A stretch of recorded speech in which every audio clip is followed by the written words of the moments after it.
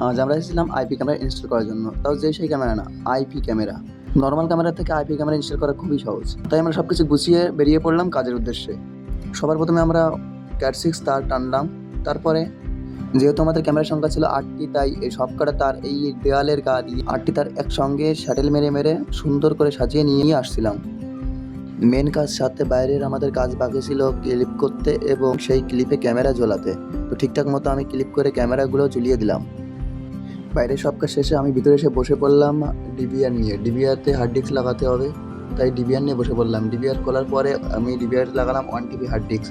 1 TB hard disk ঠিকঠাক মতো লাগানোর পর আমাদের আবার আইপি কনফিগারেশন করতে হবে, তাই আমি ঠিকঠাক মতো ডিবিআরে হার্ড ডিস্কটা লাগিয়ে নেওয়ার পরে ডিবিআর রেডি হওয়ার পরে আমাদের ক্যামেরা ইনস্টল হচ্ছে 8টি, তাই সেই 8টি তারে আমরা দুজন মিলে ক্লিপ করতে থাকলাম।